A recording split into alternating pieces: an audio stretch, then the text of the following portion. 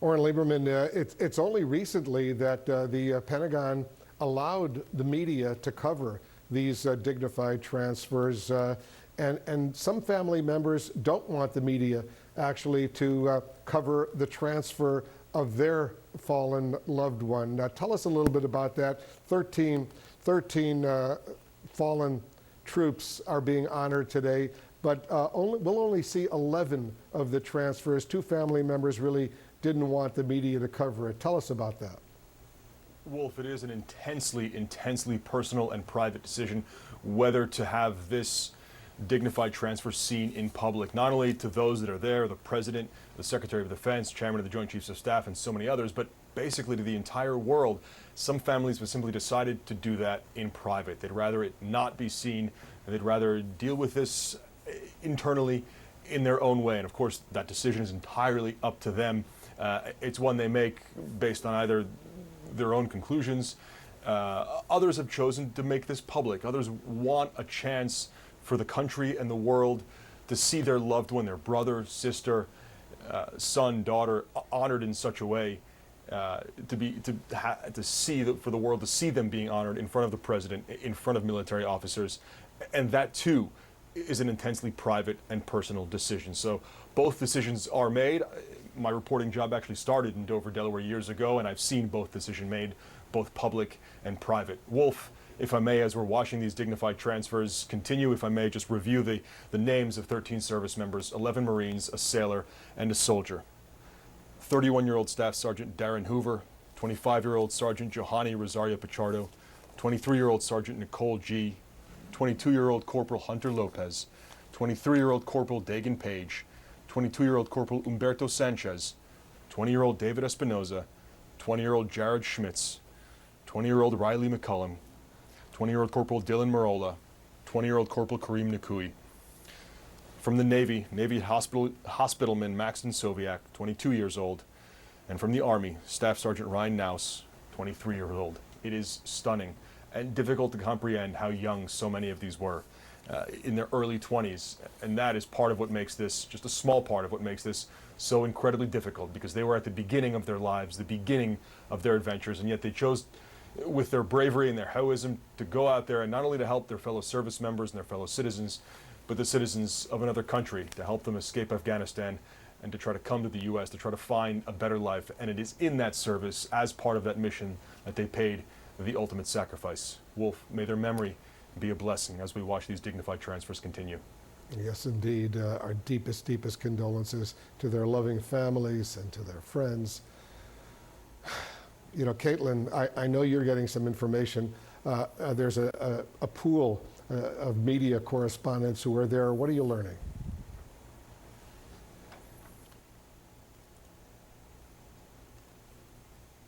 With him today, of course, obviously staying out of the way, out of the respect for the families. And I just want to note one thing. If you're watching this and you notice it is silent, there is no audio, that is obviously out of respect for the transfer.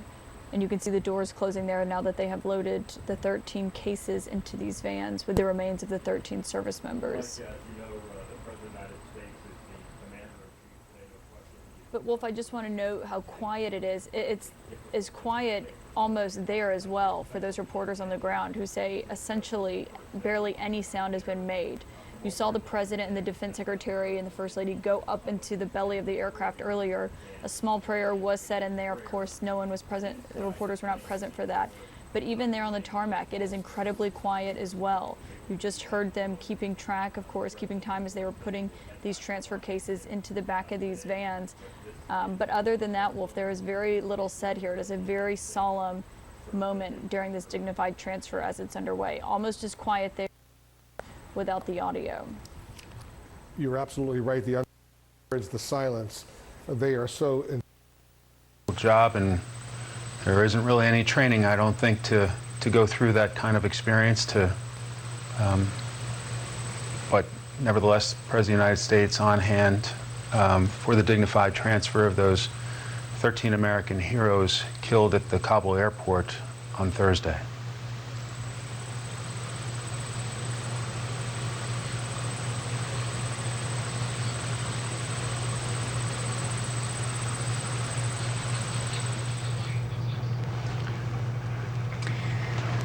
So, Jackie, difficult to bring the proper words to express the feeling that those families must be going through today, and certainly our hearts, our prayers are with all of them. Absolutely, and also with the families of our troops who are still in harm's way, as this mission that these 13 service members gave their life to has not yet concluded, and we still have many men and women who are at risk, and we think about the families of everyone who has dedicated that ultimate sacrifice to this cause and how difficult that is. Let's go back to our colleague Jennifer Griffin at the Pentagon. Jennifer, a final thought from you after being with us through this gut-wrenching ceremony. Well, words really fail me right now, but I think it's notable that you had not only members of the cabinet, the Secretary of State, Defense Secretary, almost the entire Joint Chiefs, as well as the CIA Director. We saw Senator Chris Coons, along with the First Lady and the President on the tarmac there. Very, very difficult scenes, as we've mentioned, and for those families, their lives are changed forever. Amen. Jennifer Griffin at the Pentagon, thanks very much. And some 20-plus minutes ago, we chose not to reveal it, that indeed the Hurricane Ida has made landfall. We felt we should stay with the dignity and solemnity of this particular dignified transfer, but it has made landfall. Again, just a few moments ago, 20 minutes or so ago, Bill Cairns came and whispered it to me at the moment that it had made landfall. So let's go to Bill Cairns if we can right now. He is joining me again in studio. Port Fourchon, I think, was the point at which it crossed over land? Yeah, and there's no one there. It's all been evacuated, and it's just a little oil port that's out there in the practically in the Gulf, and that's where the center went over. So this is the satellite view, and this little clear spot shows you the eye of the storm, and you can see it went right over the top there. So now it's going over Terrebonne Bay, and then it's going to head inland. So this is when the destruction is going to begin. I just looked at the power outage report. There's 104,000 people without power now in Louisiana, so those numbers are beginning to grow. So as far as the radar goes, this is Grand Isle. That's where we had the 146-mile-per-hour wind gust. This is that Port Fourchon where the center of the storm is crossing over. So they went through this portion of the eye. They've been in the eye in the clear, and now they're about to go through the backside of the eye. Hopefully there's no one there that's left. Grand Isle, it's very windy. The storm surge is piling up. I've already seen reports of 7 to 8 feet of storm surge in this area up towards all the way through southeastern Louisiana. So now as the storm moves inland and the eye moves inland, we have this extreme wind warning. Anything in this purple here, they've been told you're under an extreme wind warning. These are pretty rare, only when we get eyes of hurricane making landfall. Winds of 115 to 150 miles per hour are possible anywhere in this zone. It does not include New Orleans, just south of New Orleans, but it does include Olek, Homa, Galliano, and that Grand Isle area, and that's where most of the wind destruction will be over the next couple hours. As far as the wind reports go, you notice that we still have our gauge, at least it's still working for now, just a 78-mile-per-hour gust at Galliano. Homa's just beginning to pick up. New Orleans is at 56 downtown. The lakefront's at 59. Notice the winds aren't quite yet the high winds to Baton Rouge and Hammond and Slidell. They're only in the 20 to 30 range. You have to get about 50 plus to start getting the downed trees, and that's when the power outages begin. So most of the power outages for now have been New Orleans southwards, but that's going to be expanding as the storm system moves on shore. So here's the latest from the Hurricane Center. It made landfall with winds of 150 miles per hour. That makes it ties it for the strongest ever landfall in Louisiana. It ties Laura from last year, and you have to go back all the way to 1856 for the last one that was 150. So you can do the math on that. 2 of the 3 strongest hurricanes to ever strike Louisiana were in the last 357 days, because Laura was only 2 days ago last year. Pretty incredible math if you want to look at that. So the slow movement is going to be a huge issue as we go throughout the rest of the day. Not only do those areas that are in that extreme wind warning have to deal with it for a longer period of time, but the extreme rainfall that's now arriving in Louisiana is going to start to really pile up. So we got the storm surge, we got the rain, there's water everywhere here for the next 12 hours in southeast Louisiana.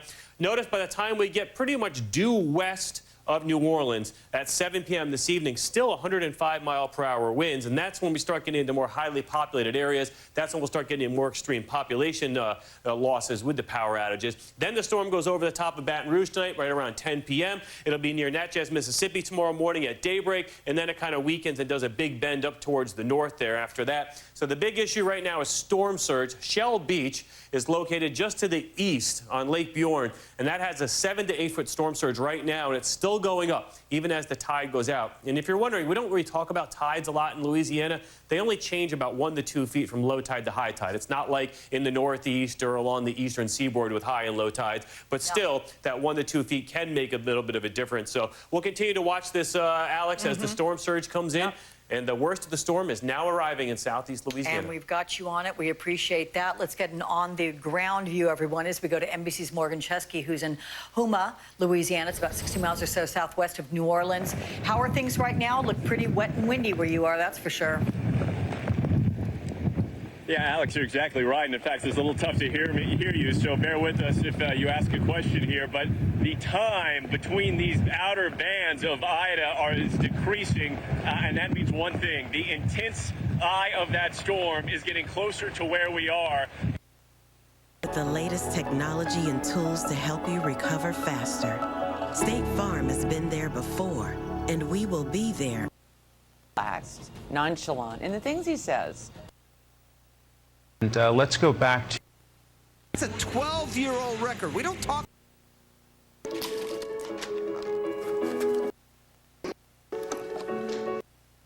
Mike, you referenced that strike in Kabul earlier today. There were initial unconfirmed reports of multiple suicide bombers inside the vehicle that was struck.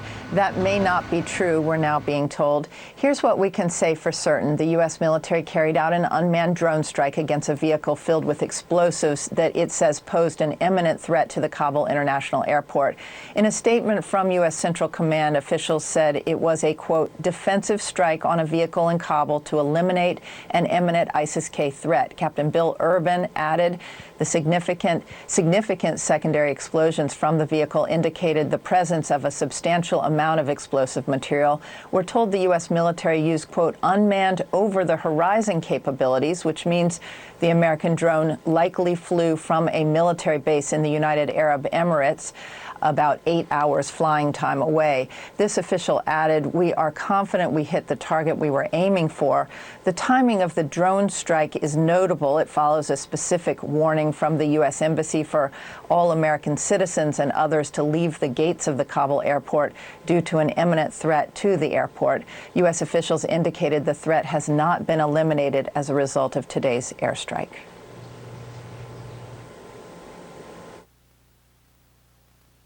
There are more threat streams that we are working actively to try to disrupt and prevent. And as the president has said, another attack could occur at any time. He has directed his commanders on the ground to take every force protection measure possible to ensure the safety of our troops as they complete their mission. This is the second drone strike since Friday when a U.S. Reaper drone targeted 2 members of ISIS-K in eastern Afghanistan. And the fact that 2 of these individuals are no longer walking on the face of the earth, that's a good thing. It's a good thing for the people of Afghanistan. It's a good thing for our troops and our forces at that airfield. The timing of today's drone strike is notable as families were receiving their fallen sons and daughters at Dover. President Biden, General Mark Milley, Chairman of the Joint Chiefs, and Defense Secretary Lloyd Austin were meeting with those families at Dover Air Force Base this morning when the drone strike occurred. Back to you. Jen Griffin live at the Pentagon. Jen, many thanks. Jackie? Mike, Afghan refugees are arriving by the thousands at Ramstein Air Force Base in Germany. That's where the U.S. Air Force is processing evacuees and sending many of them to the United States. Senior Foreign Affairs correspondent Greg Palcott is live at Ramstein with more for us. Hey, Greg.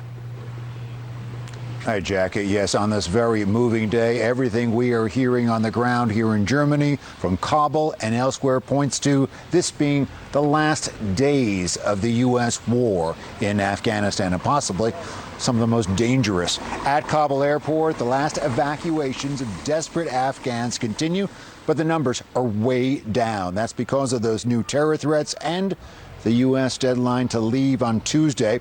U.S. troops and gear are also being shipped out. Look at what we saw at nearby Ramstein Air Base this weekend.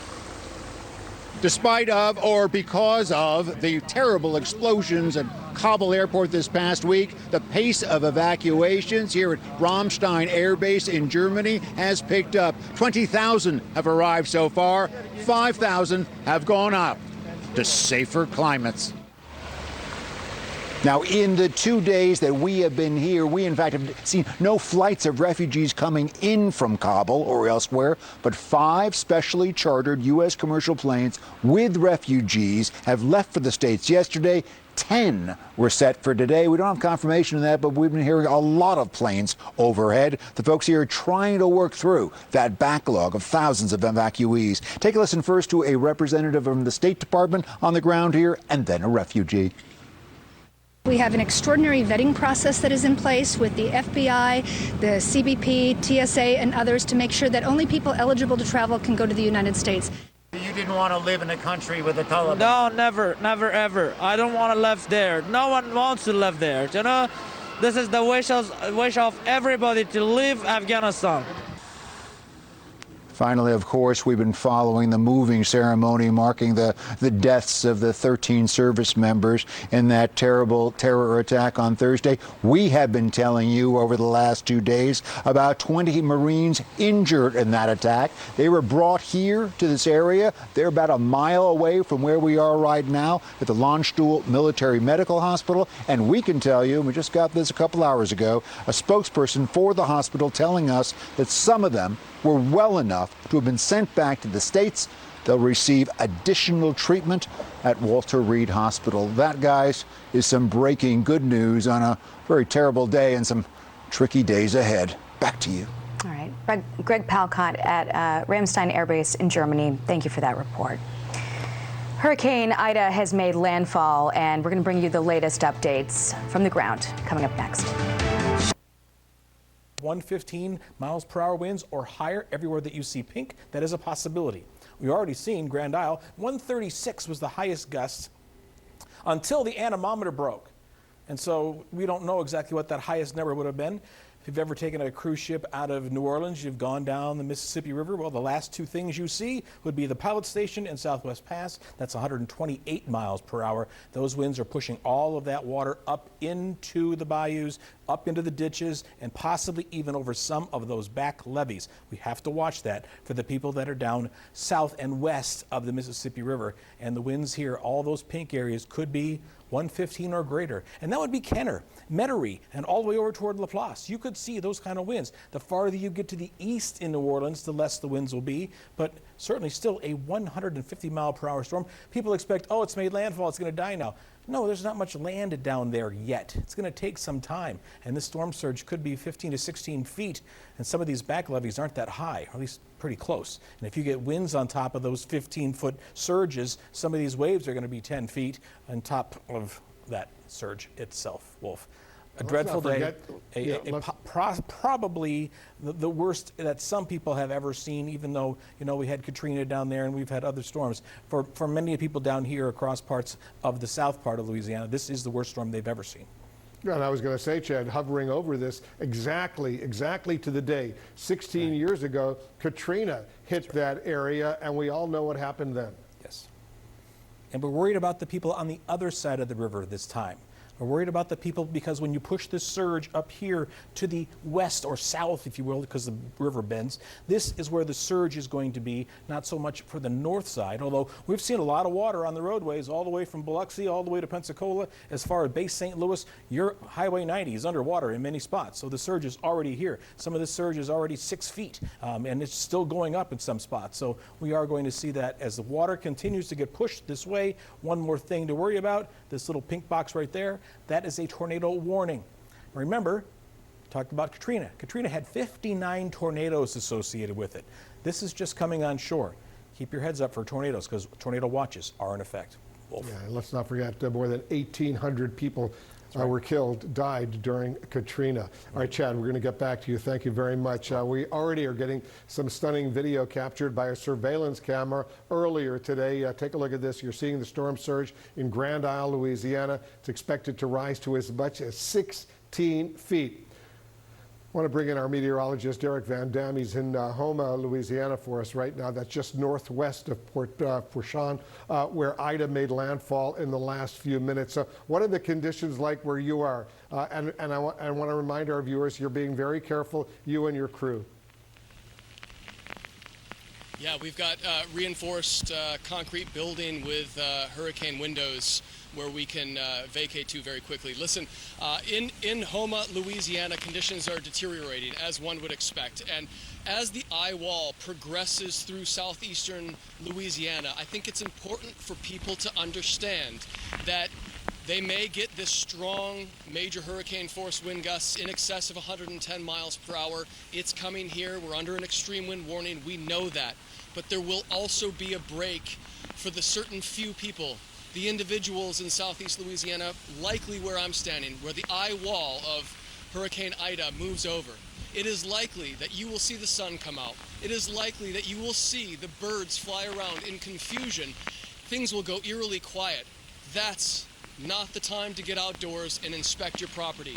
That is the time to shelter inside, because what will happen is once the backside of the eye crosses over this particular area, the winds will change from a different direction. The debris and all of the damage taking place will move in opposite directions and literally become missiles and projectiles. So this rate within the past hour specifically, it seems like every minute that clocks by, we experience strong gusty winds. It's getting harder to stand up. It's starting to pelt pelt our faces as well. We do have a sturdy structure to evacuate to if we need to. And a lot of times people ask, well, why are we doing this? Why are we outside in these conditions? I have to take this moment to say we are here to tell the stories about why you evacuated from your home. Wolf? All right, I know it's getting worse and worse, and Derek, I know you and your crew, the photojournalists, will all be very, very careful. We're going to get back to you shortly. New Orleans certainly is facing a very high risk right now for flash flooding, with Ida expected to dump, get this, as much as 20 inches of rain across that beautiful city. Conditions are already beginning to deteriorate big time. CNN's Nadia Romero is along the riverfront in New Orleans for us. Nadia, I want you to be careful as well. In the last hour when we spoke, a meter there clocked wind gusts close to 50 miles an hour already. So tell our viewers what you're experiencing. Yeah, Wolf, the wind has definitely picked up since the last time we spoke, and it almost feels like someone with giant hands has taken the wind and the water from behind me and is pushing it towards the city of New Orleans. So right there behind me, that's the Mississippi River. This way is the city of New Orleans, and you hit the French Quarter, you hit Cafe Du Monde, Jackson Square, some of those iconic places of the city. And we know that that area could flood. It has flooded in the past, even from much more milder thunderstorms, not a hurricane like Ida. And that's why we saw people boarding up and putting down those sandbags. Now, this city is pretty much shaped like a bowl, and around that bowl is the Mississippi River and a giant lake, and it's low-lying. That's why we had those issues from Hurricane Katrina, but the city spent some $20 billion on levees to try to keep the water out of the city and away from people's homes and neighborhoods. Now, the water right now, the rain and the water that's coming from the Mississippi feels like little pins as it whips against you, as it picks up in that wind coming towards the city right now, making its way. We can tell the difference. Well, the moment that Irma made landfall here about a half hour ago, everything changed. Earlier today, it was sunny. People were outside walking their dogs. No one's doing that right now. Next to me is a casino riverboat. This is where people come on vacation to do a little bit of gambling, to go to a brunch, listen to jazz music. Obviously, that's not happening now, as Irma is already here all around us in the city of New Orleans. Hopefully, most people evacuated, but we met plenty of tourists, Wolf, who were not able to do so, and some people not able to evacuate either. And you told us that the last time we spoke, Nadia, you're very close to the heart of New Orleans over there in the French Quarter, for example. I wonder if you could show us what's going on over there, at least give us a little sense how close you are to that area. Yeah, I'll swing over and show you as much as we can. So you have the Mississippi River, then you have the railroad, and then right across the street, that's Jackson Square. On the other side of that is basically the French Quarter. So we're not far at all from where most people would consider to be the iconic part of New Orleans, where tourists would hang out. We're not far from that area at all, and that's why so many people were preparing this time. We spoke with a shop owner who said, I've never seen it like this, not before Katrina, never. He's been there for 20 years. It's a place where you can go and do swamp tours and ghost tours at night.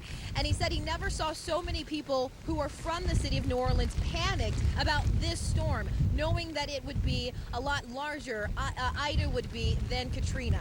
Wolf? All right, be careful over there, Nadia, and tell the crew to be careful as well. We'll stay in very close touch with you, Nadia Romero, on the scene for us in New Orleans. Joining us now on the phone is the top medical official in Louisiana. Dr. Joseph Cantor is the state health officer and medical director for Louisiana. Dr. Cantor, thank you so much for joining us. The storm could not hit at a worse time, as your state's hospital ICUs are already overwhelmed due to COVID-19 and the very transmissible, very dangerous Delta variant. How will this catastrophic storm impact Louisiana's hospitals and medical centers? Thanks, Wolf. It's nice to be with you. You're right. It's an inopportune time, and the COVID situation complicates our storm response. Hospitals are already very full, busier than they've been at any point during our prior 3 surges. I'll tell you, Governor Edwards did institute a statewide mask mandate about 3 weeks ago, and since that time, we've had a 20% reduction in the number of COVID patients being hospitalized. That's important because it gives us a little bit of breathing room, but we know any evacuation of any major hospital is going to be complicated by the situation. And we have a great team here. We've done a lot of preparedness. And at this point, with the storm just making landfall now, all we can do is hunker down and be prepared to respond as best as possible. Because one huge difference between Katrina 16 years ago, exactly today, and now Ida is at least, I mean, Katrina was awful, and more than 1,800 people were killed, but there was no COVID at the time. Now there's COVID that clearly complicates the evacuation and potentially the treatment that people will need in various hospitals, right? Right, there's no question about that. And even to compare it to Hurricane Laura, about just over a year ago today, when Laura hit, we had about 900 hospitalized COVID patients, and right now we have just over 3,000. So it does complicate it. And the other part of this is we do our best to remind folks that if they do need to evacuate, if they do need to shelter, they have to do so cognizant of the COVID environment, which means masking and distancing. We have testing in shelters. We have vaccines in shelters. We're doing all we can to prevent the evacuation and the sheltering exercise from exacerbating transmission of COVID, but it's not going to help at all, and we know we're going to have to deal with that on the back end of this. What's all of that yum? A social dance that brings hearts, their souls, and puts a smile on their face by watching the kids dance and perform. How hard they practice, how hard they put every effort into each dance, each song. A lot of kids really love performing for people, and they love to see people happy. And when you're out there dancing and singing, you do see a lot of people moving their feet, moving their body, and that brings a good feeling to these kids. They love performing, and they love taking pictures with people and from wherever they come from. The group practices at least once per week, sometimes more. Their dance regalia is traditional, and the animal dancers mimic the movements of the ram, buffalo, and elk. However, there are contemporary elements that the dancers and singers bring to their performances. These kids put their own moves in, their own style. I let them be creative with what they want, with the songs that they hear. All our songs are are originally created by me and my other two brothers. We sit down and we go over, we put lyrics together. Some songs have our native language in it, and some songs have to put English in it, you know, just for people to understand at the same time. So we do practice very hard. You know, they do practice out in the sun, you know, the wind. If it's raining, you know, these kids will practice. They practice real hard. Sometimes we go over the songs more than once just so they can get the moves down right. A social dance that, you know, brings happiness to people, that brings good feelings to people. I'm Ruben Schroelting. I'm 13 years old, and I've been dancing for almost 4 years now. And I dance the ram. The things I use for my hands will just be considered my front legs. And I dance it because first time I did it, I just really liked it. And I just started to love it, so I stayed with this group.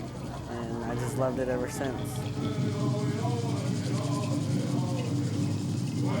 My name is Mia Turvio. We hold a feather and evergreen and flowers because we just think it looks very nice. And our moccasins, and we like to match because I think it looks very nice. And I love dancing because it makes me happy and it makes my family happy, and it's just the thing I've always loved doing since I was 6 years old.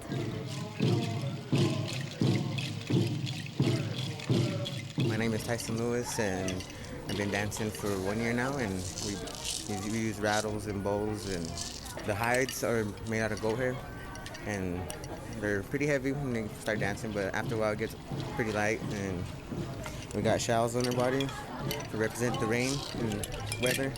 We got our kilts and then turtle shawls to make our noises. What it means to me to dance is it's a part of our tradition, our culture, and it brings me back into our tradition because we're kind of losing it slowly, and I just love it. It's awesome. They dance with their heart, you know, they love to dance, and you know, it's just a blessing for everybody, and you know, at the end, everybody's happy, everybody goes home with, you know, a blessed heart, you know, everybody goes home happy and start a new day the next day. So we do it all for the kids, and they enjoy it, and so I'm glad to be a part of the group, and we just like to have fun. It brings a good feeling to my heart to see these young kids love what they do, especially trying to keep the tradition alive. I do also teach them, you know, our way of life back home, our traditional ways when we practice. I tell them from right from wrong. So I do incorporate a lot of things, like now they're back in school, so a lot of it has to do with grades. If you don't make the grades, I won't let you dance until you bring those grades up. So a lot of the kids know that now. They do appreciate that, and the parents do really appreciate me doing that for them. We just love performing for people. My kids love to dance. They put their every effort out on that dance floor. You know, I tell them what they need to do and what they need to know, and we've danced for a lot of different places now, and we're all proud to represent Acoma Pueblo.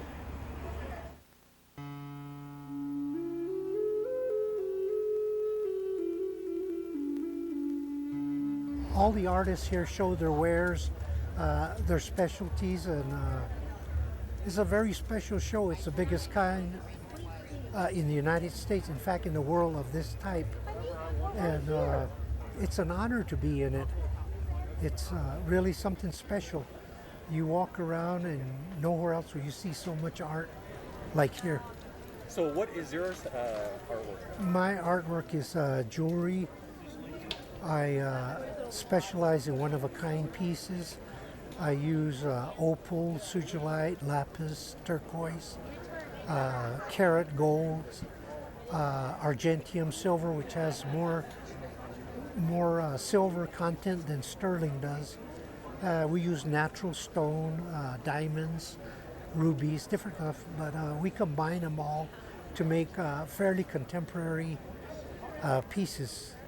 We've won numerous awards in different shows, and we come out in hardbacks and other magazines.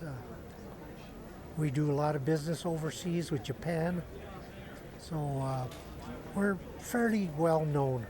So how long have you been taking part in Indian market? Indian market since about in the early 70s. I've been coming to Indian Market. Initially, my brother and I had a booth together, but he's since passed over, and I now have my own booth here. That's our straight open, and you can close. Welcome back to the Weather Channel. We're tracking Hurricane Ida, which made landfall last hour. But take a look at this. This is a Ring doorbell camera view from Grand Isle, which was pretty close to the center, but they got that eye wall, and reports of water feet upon feet deep, still overrunning this part of coastal Louisiana. This is a scary view. The good news is most people evacuated.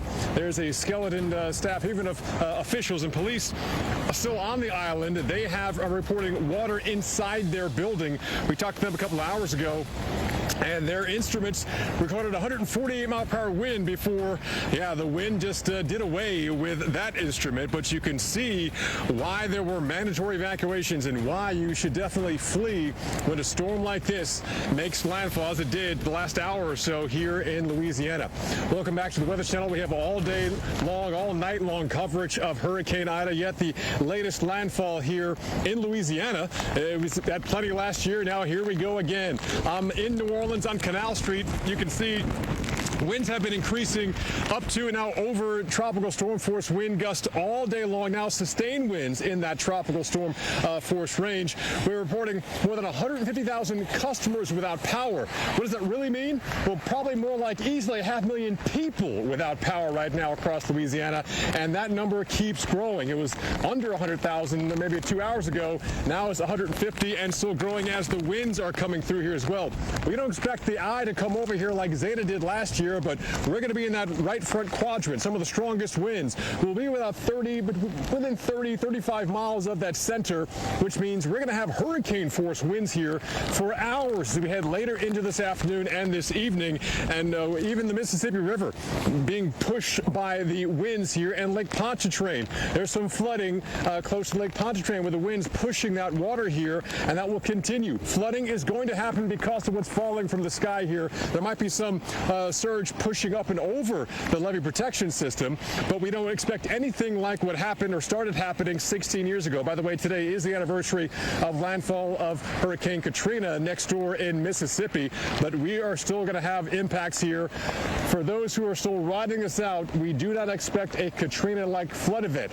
We expect more of a freshwater flooding and maybe some overwashing of the levees, but not a complete failure is not expected of the levee system. So hopefully that might reduce by 10% the anxiety level that many people who lived through Katrina are still in this city. Many people evacuated, but some could not. They couldn't afford to evacuate. So we're going to ride this one out with you. Just stay in your safe place. Stay in your high spaces, too. Many cars here are parked to try to get out of some low-lying areas. This is called some of the neutral ground area, and power crews are stationed to respond when the power is safe to restore it as well. But we're not quite done with this storm. Let's check back in with Storm Specialist Carl Parker, who's keeping a track on this. And Carl, the eye is still over Port Fourchon. It's kind of a calm right now, but they still have the backside of that eye wall to get through. And of course, here in New Orleans, we still have a lot more weather to get through. Yeah, long way to go, and we're seeing some very strong velocities in that secondary eye wall right now, Paul. And let's give you the latest on the storm. So for the first time in Louisiana history, we have seen back-to-back 150-mile-per-hour landfalls in consecutive years. And there you see the latest on the storm, still very strong. It's not going to lose energy all that quickly because it's sitting over very wet ground. This is intertidal area. An extreme wind warning still in effect right now. And you see that initial eye wall coming through Port Fourchon there, coming towards Galliano right now. Winds still gusting to 90 miles per hour in Grand Isle. They gusted to 98 earlier, maybe well above that, but that is an unofficial report.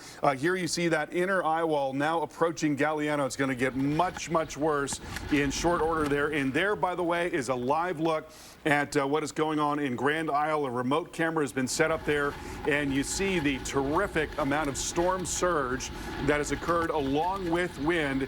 A very dangerous place to be right now. There's no doubt about that. Let's get over to Tevin Wooten. He's in Gulfport. And Tevin, I know the winds have been getting stronger and stronger there.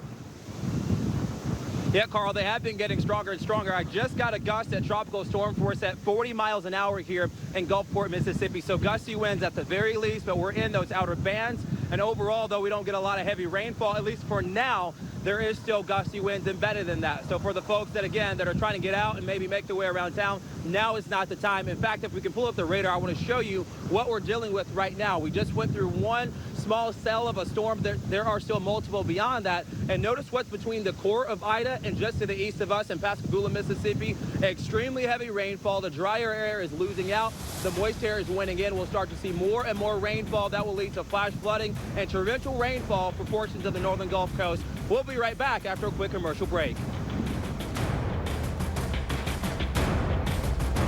With Voltaren Arthritis Pain Gel, my husband's got his moves back. An alternative to pills, Voltaren is the first full prescription strength gel for powerful arthritis pain relief. Voltaren, the joy of movement.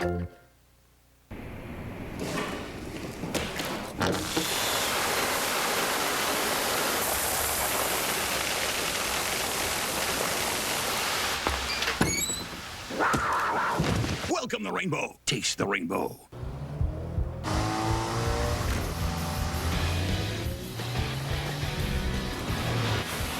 Return to rugged, the all-new ruggedly redesigned 2022 Nissan Pathfinder. What up? I'm Sean's brain. And when he's hungry, I wander. And there's only one way to get me back again. Hot Pockets. Harness the cheesy, meaty, hunger-slaying power of Hot Pockets. Hot Pockets.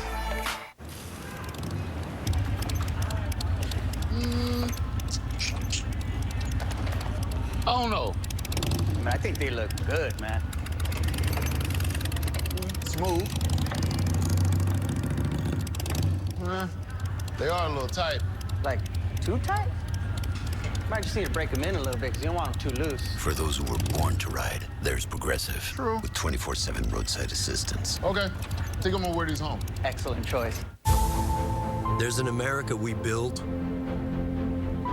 and one we explore. One that's been paved and one that's forever wild. But freedom means you don't have to choose just one adventure. You get both. Introducing the all-new 3-row Jeep Grand Cherokee L. Jeep, there's only one. New customers get our best deals on all smartphones. That's right. But what if I'm already a customer? Oh, no problem. Hey, Cam. Yeah. Same deal. Yeah, it's kind of our thing. Oh, it's a great deal. What if I'm new to AT&T? Cam, can... Oh, nice. Hey. But what about for existing customers? Same deal. Is he okay? It's not complicated. With AT&T, everyone can ace back to school with our best deals on every smartphone, like the Samsung Galaxy Z Fold 3 5G. Every customer has their own Safe Light story. This couple loves camping adventures, and their SUV is always there with them. So when their windshield got a chip, they wanted it fixed fast. They drove to Safe Light Auto Glass for a guaranteed same-day in-shop repair.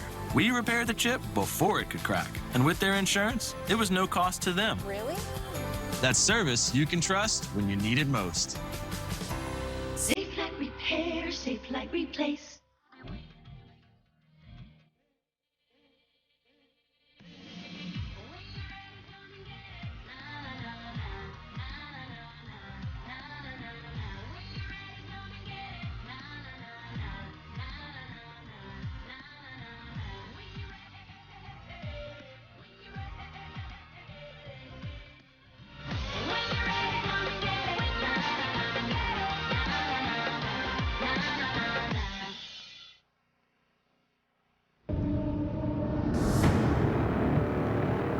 You gotta stop it. We can't have 3 more hours of this. We're watching the roof peel off of buildings next door to us. The flooding is catastrophic. We're in bad, dire shape. It's too dangerous. We're in the eye wall, I believe, because this thing blowing. Things are coming apart all around us.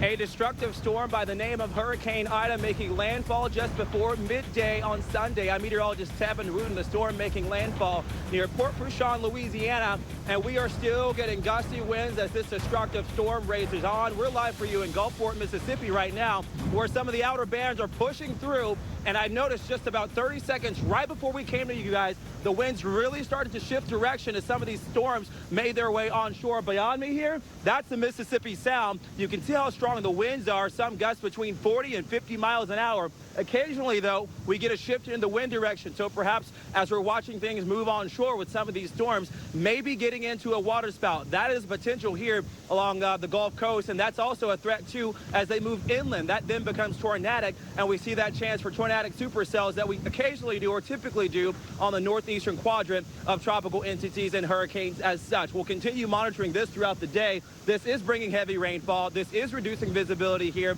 in Gulfport, Mississippi. This is also bringing gusty winds as well. On the radar right now, these storms look small, but they are mighty. Let me tell you, visibility reduced to next to nothing basically every 30 minutes or so, and you can sort of see how out into the Mississippi Sound we still have a cloud or a wall of moisture. That's the rainfall that is pushing on right now. So everybody here at the hotel and everybody that is hunkering down through Gulfport, Mississippi, into Mobile, Alabama, into Foley, Alabama, in Pascagoula, in Pensacola, and in Destin, and Fort Walton as well. That is how far-reaching we are seeing Ida's arms, or the outer bands of Ida, extend about 150 to 200 miles away from the center. By the way, the storm, even as it's moving ashore, we do still see a destructive storm push on here. So we'll continue monitoring that, and I want folks, especially in southern Mississippi and southern Alabama, to know that, yes, you do get those tornadic supercells. We have a torcon today of a 3 through southern portions of Mississippi and Alabama. And even as this storm moves inland, we will continue to experience that threat of tropical spin-ups here along portions of the Twin States. And guess what? As Ida moves inland to perhaps Baton Rouge, we may still see, or we're likely to still see, hurricane force winds extend there as well. So that's why the hurricane watches and warnings are up for portions of Louisiana, 80 miles inland, away from the coast. That's how strong Ida is, and Ida will continue to be into Sunday evening and Monday. We know we're also experiencing strong impacts, too, right into the heart of New Orleans, Louisiana. Let's get to meteorologist Paul Goodlow standing by with more. Paul, what are the conditions like where you are? Well, we're getting a decent wind gust coming through here. It's kind of scary. I've been here before for Hurricane Zeta, but you can hear the wind howling here right next to the French Quarter here in New Orleans, and we just kind of went through that gust, but you can see the palm trees behind me taking a beating as our winds continue to increase. They've been gusting tropical storm force for at least 6 to 7 hours here, sustained the last couple of hours, which means above 39 miles per hour here. The Lakefront Airport reporting gusts well over 60 miles per hour. Lake Pontchartrain is like a washing machine being agitated right now, and we have some flooding already. In fact, our second camera is over in the French, a little deeper in the French Quarter, and we are seeing some of the smaller streets, some river or some water starting to rise in some areas. That's going to be an ongoing concern here, is the rain coming down and causing some flooding. This city below sea level, so they have to pump the water up and out. About a ½ inch an hour is all they can take here. We get those heavier rain bands, which have yet to really start in mass here across the metro New Orleans area. We are going to deal with some of the pumps being overwhelmed by how heavy the rain is coming down. They've been doing a return on investment as vaccines, and this could mean that we don't have some of the novel vaccines that are learning models at the K-12 level and new ways. Flooding in the Big Sea as Hurricane Ida comes ashore there. This is one of the biggest hurricanes in recent years. Jeff Paul is on the ground in New Orleans. Jeff, what's the latest on the ground this hour? Yeah, Mike, Hurricane Ida made landfall, not too long ago, but pretty significantly far away from New Orleans. But things here are already starting to get really bad. You can hear probably the wind is howling. You've got the rain just pelting my face out here as we stand here. Almost kind of feels like rocks hitting you.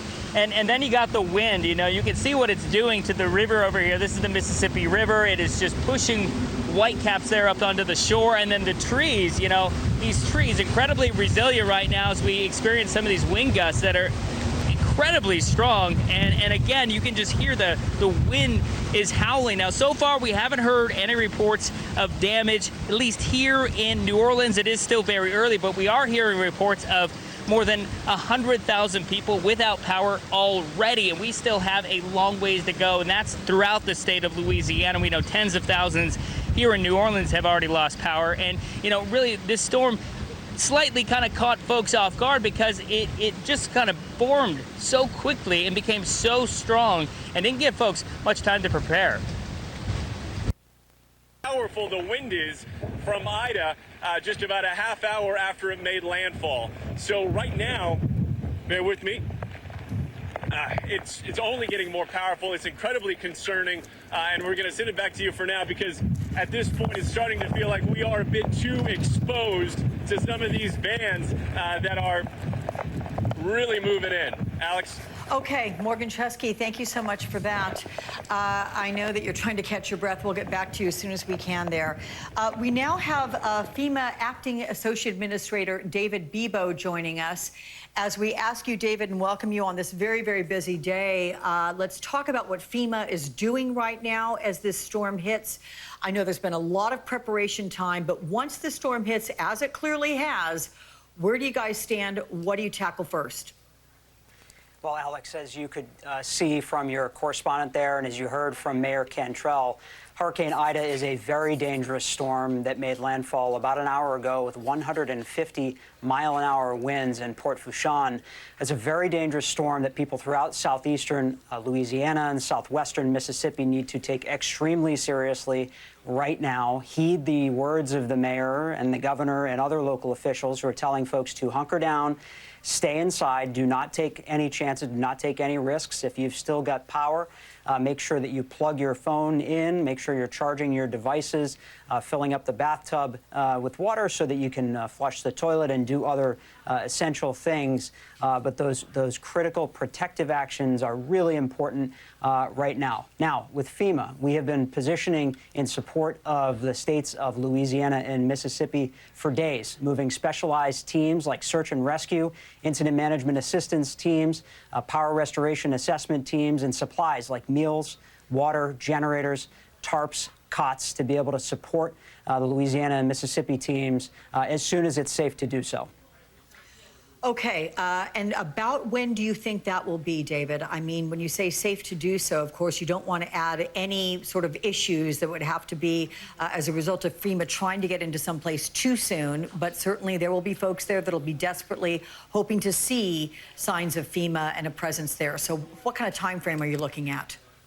Well, with the passage of tropical storm force winds, generally that's when it's considered safe to go out and conduct operations. We, of course, will be working very closely with Louisiana local and state officials to get out just as soon as we possibly can. But we really, again, want to encourage folks throughout southeastern Louisiana, southwestern Mississippi to recognize that the effects of this storm are going to be felt far inland, away from the coast, hurricane force winds well inland, and soaking rains. It's not just about the winds. It's not just about the catastrophic storm surge at the coast. It's also about 10 to 15 isolated areas of 20 inches of rain. So the flash flooding threat from the storm is very real, and folks need to be paying attention to seemingly prepared for an early shot.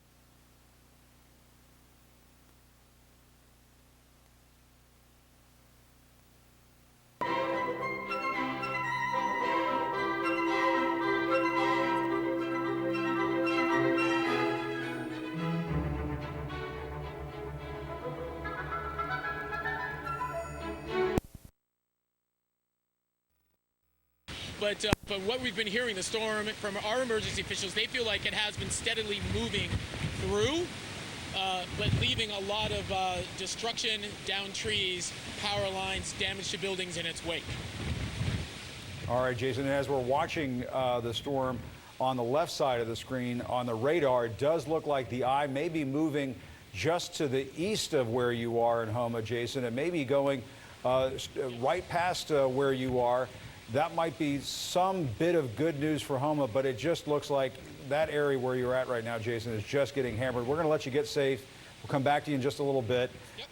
Thanks so much for that report and to your photographer. Right now in New Orleans, we've seen this intensity of the storm pick up dramatically in the past couple of hours. Besides the wind damage, flooding is also a major concern, with Ida expected to dump as much as 20 inches of rain on a city that's already enduring its second wettest year on record.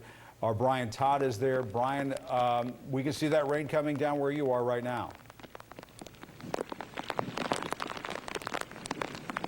Well, Jim, the dynamic keeps changing every hour. 1 hour it'll be just pelting wind, really high wind that whips us around where we are. This hour, it's a lot of rain, just volumes and volumes of rain. We're going to come out here on Bourbon Street, look down Bourbon Street and show you the volume of rain you can see.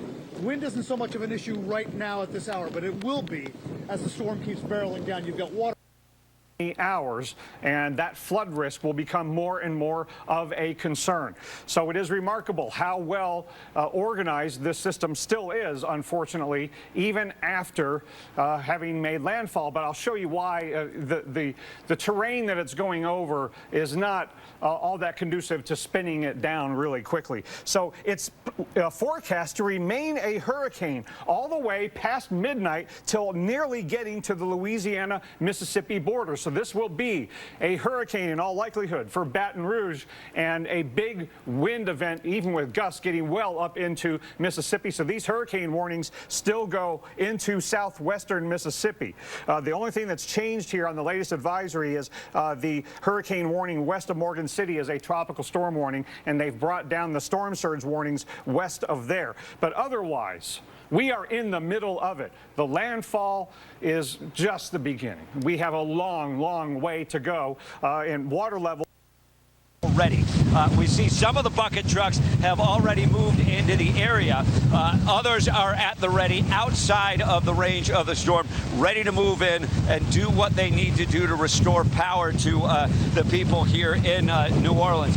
But as far as evacuations, that time has passed. Anyone who is out here in this area made the choice not to evacuate to this point. They shouldn't be moving now. And one of the things that we're seeing in some of the harder hit areas, when people are trying to get some help through 911, it's not safe for the emergency crews to come get them. So unfortunately, one of the things they said, the first 72 is up to you, meaning the first three days here, people have to plan for the idea that they're going to be on their own. Power will go out. So hopefully people have the food, the water, the medicine they need to make it through this immediate period of time. And I'm sorry, as I'm tossing back to you, these phones are really intermittent. Everything is getting wet, and my phones have dropped out again. So I'm unable to hear you. But the wind is definitely increasing here in New Orleans, and the rain is increasing. Lots of water, and I'm sending it back to you. All right, Mike Tobin, I know you can't hear us, but we do wish you well. Stay safe out there. It is very hard covering these storms. Meantime, the Baton Rouge mayor says that the city, quote, has prepared up still, so the storm surge isn't done in many of these areas. Yeah, as your maps show, the most vulnerable area of the United States when it comes to storm surge. All right, hey, Ken Graham, thank you so much over there at NOAA with the latest. Rev? Joining me now is the former New Orleans mayor, Mark Morial, president of the National Urban League. Thank you, Mark, for being with us. Thank you, Reverend. I know that obviously you still have family there in New Orleans, and you were there just a day or so ago for a funeral of one of your former trusted aides, and which is why you weren't at the voter rights march. You were represented ably, though. What can you tell us about what is going on in terms of the people in New Orleans, the reaction? This being the anniversary of Hurricane Katrina, it must have special memories, haunting memories, to be within the range, even if they're not getting the direct hit of this hurricane. Well, Reverend, thank you for having me, and ask people to keep the people of the Gulf Coast, Louisiana, Mississippi, and Alabama in their thoughts and prayers. Hurricane Ida is a wicked monster storm that can carry out a great deal of damage. Right now, in New Orleans and the region, many people who could, and this was the case with Hurricane Katrina, have left. They've evacuated either north or west. I've got friends who've gone to Houston, some who've gone to Atlanta and Birmingham. But many people, following the instructions and suggestions of the mayor, have sheltered in place. And because they have sheltered in place, now what they're going to experience is a loss of power, which means you can't use your television. Ultimately, your cell phone, you can't recharge it. You will not be able to use it. That creates a great deal of concerns. And my concern, the biggest risk now, is you've got the wind and the damages that the wind can do. But you've also got the larger question is whether this enhanced $14 billion improved levee system will hold against these surges, and whether the pumping system, which in New Orleans there have been problems in 99 drainage pumps, about 96 of them, according to the city, are operable today, will in fact work at full capacity to ensure that the kind of thing that we saw during Katrina does not happen. Remember, in Katrina, the intensification of the flooding took place after the winds had died down. The levees broke after the winds have died down. Right. So it's too early for anyone to say the levees have withstood. It is too early to say that the pumps have withstood. We hope and pray that the levees and the pumps withstand the intensification of both the rainfall and the storm surge. Geico, saving people money for 85 years. So we could see the water rise 6, 8 feet, 10 feet in some locations, especially right around the center of that storm. This is what we've seen so far. The highest storm surge amounts, that's what's been observed, Shell Beach, almost 7.5 feet, almost 8 feet right there. So in the next couple of hours, those numbers will continue to rise. Here are the latest wind gusts. A lot of these areas aren't reporting. They've lost a lot of anemometers, so we're not getting wind recordings from some of these locations. But Port Fourchon, 153 mile per hour wind. Grand Isle, almost 150 until the gauge broke. So we don't have accurate numbers there. Most likely was much stronger. So this is going to be catastrophic for not only these towns in South Louisiana, but as this storm hangs on to its strength and intensity like it has as it moves inland, we'll continue to get major storm damage, Category 3 even, is what it most likely will be overnight, pushing well inland. Louisiana into Mississippi, you're going to get Category 2, Category 3 storm damage in those regions very, very far inland, Jim. And Jennifer, a couple of questions. One is the false sense of security that people can get when that eye wall, or when that eye passes over them. People might be tempted to go outside. If you can talk about the dangers of that. And then also, I'm just thinking about the time here.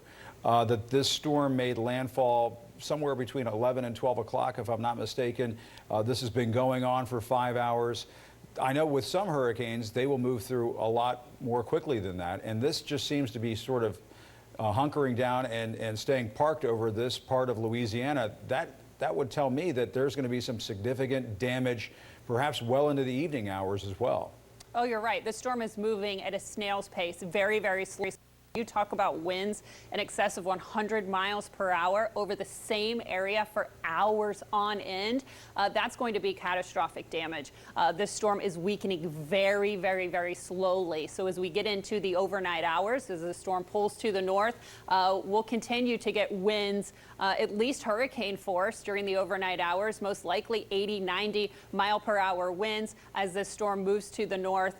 So it is going to be incredibly dangerous for the folks far inland with this storm. And as you mentioned, the eye, you want to be very, very careful. Once the eye passes, a lot of people want to get outside, take pictures. They think it's very cool. You have no warning whatsoever when the backside of that eye wall comes at you. And so anything that's resting on the ground will be picked up as a possible projectile, and it could definitely injure you. This storm should pick up speed, though, as we get into the overnight hours and tomorrow, Jim. So like it's moving very, very slowly now, should start to pick up some momentum in the next 12 hours and start moving a little bit quicker.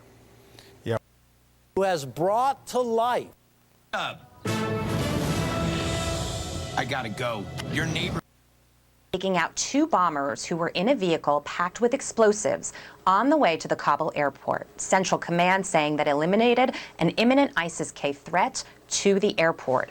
A spokesman adding, quote, "We are confident we successfully hit the target. Significant secondary explosions from the vehicle indicated the presence of a substantial amount of explosive material," end quote. Earlier on Fox News Sunday, Biden's national security advisor said that the United States is carrying out attacks to avenge the deaths of the 13 service members at the Kabul airport last Thursday. The president will stop at nothing to make ISIS-K pay for the deaths of those American service members at the Kabul airport. He will ensure that we get the people responsible for this, that we continue to put pressure on the group responsible for this, and that we continue to take targets off the battlefield. Joey, first I want to go to you. Your reaction on this second attack on... Me. My symptoms were keeping me from being there for her. So I talked to my doctor and learned Humira.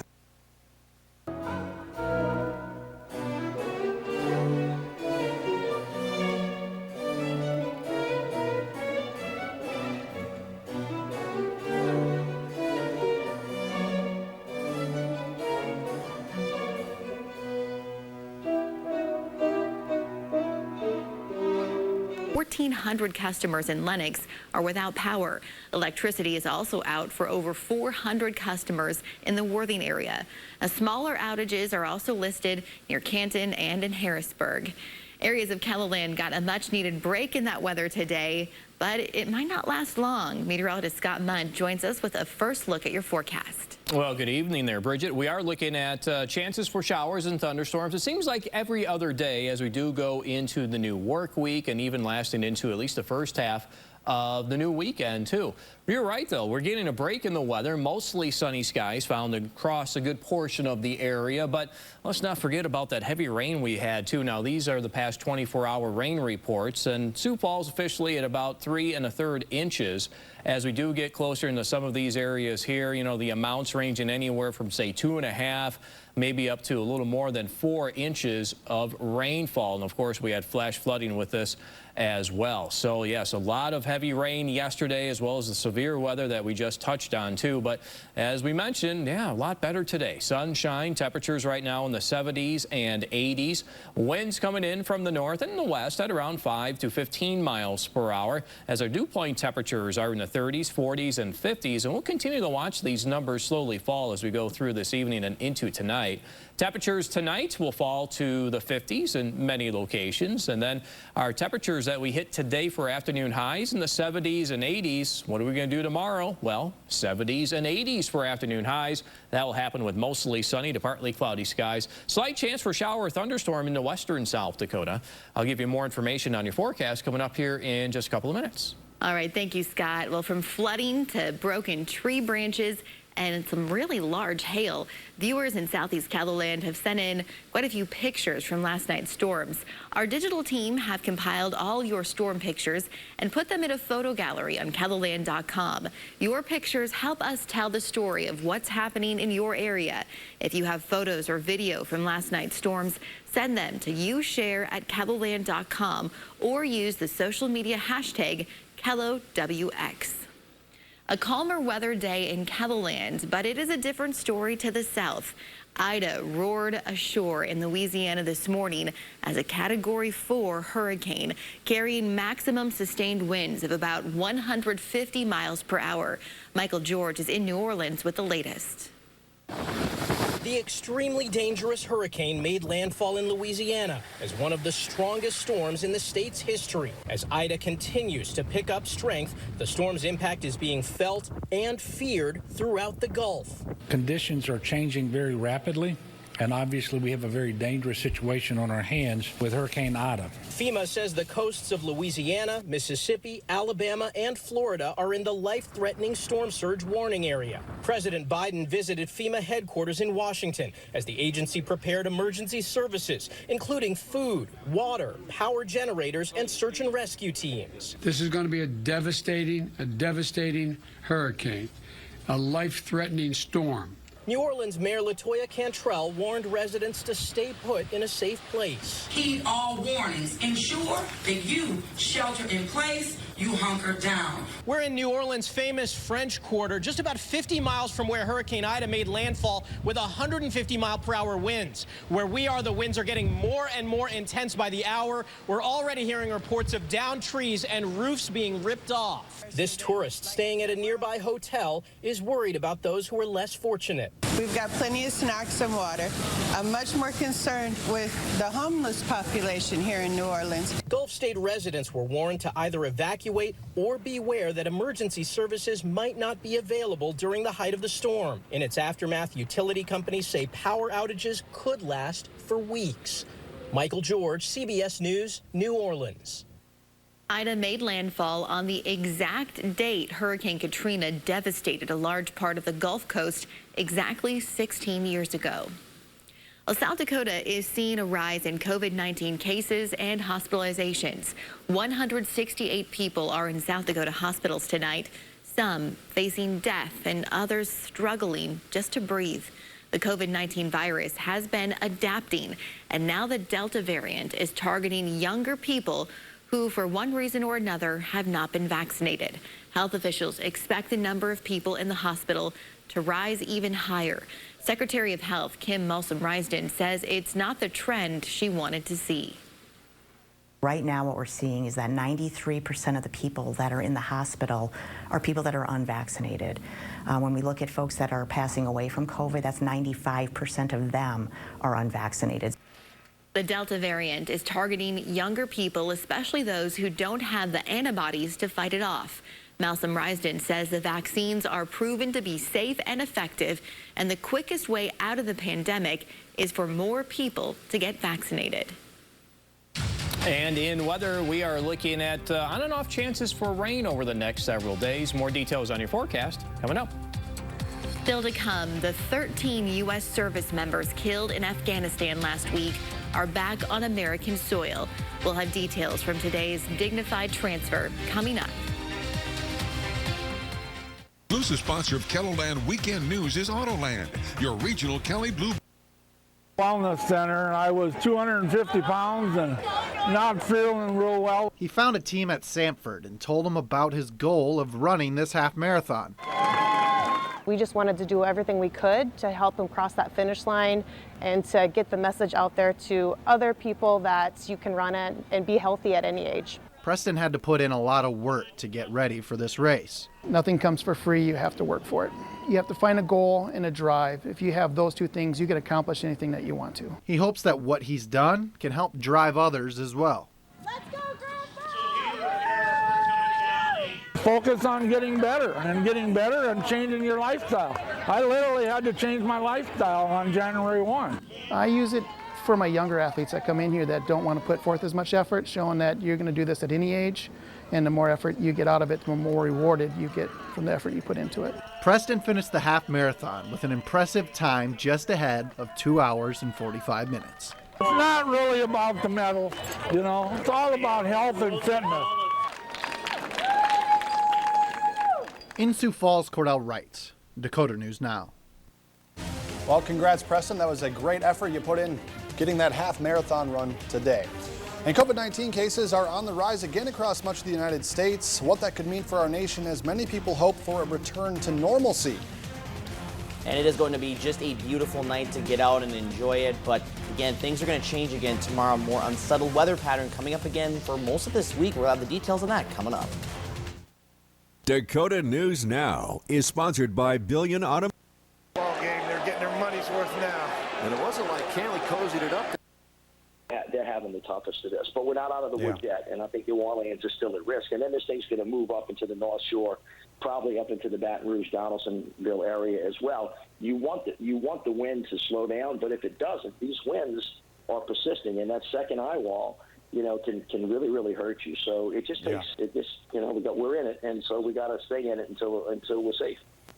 It is such a brutal storm. I have to ask you this, in case folks are just tuning in. We're on the phone with the former mayor of New Orleans, Mitch Landrieu. And you know all too well the federal relief effort after Hurricane Katrina was notoriously insufficient. and racked with fraud. You know, ice trucks going to the wrong state and so on. I remember it all too well. I covered Katrina. Do you think the federal government has learned all of the lessons? Has it made all the upgrades, all the reforms that it needs to make? Is FEMA in better shape now, and the kind of shape now that Louisiana is going to need in the days ahead? 1,000%. I think that, you know, we've learned a lot as a country relating to homeland security, emergency preparedness, our ability to see each other, talk to each other, have interoperability, coordination between the federal, state, and local areas. Now, every administration is different, but I know from listening to the reports that both the governor and the mayor of New Orleans, as well as the mayor of Baton Rouge, have already talked to the White House. We have a new FEMA director who has great experience. And I understand, I know the National Guard are poised and ready to help as well. So I'm expecting a very cohesive, robust response to what we saw from lessons that have been learned, painful, hard lessons that were learned from Katrina. Absolutely. They were painful. Let's hope we don't relive those lessons. All right, former Mayor Mitch Landrieu of the great city of New Orleans, thank you so much for being with us. We appreciate it. Thank you, Jim. God bless you. Be safe, nice everybody. Talking to you. Bye-bye. You as well. Right. Thanks so much. And our special coverage of Hurricane Ida continues right after this. We'll go back to home in Louisiana, which is still being pounded by this very dangerous storm. That's coming up next. You're live in the CNN Newsroom.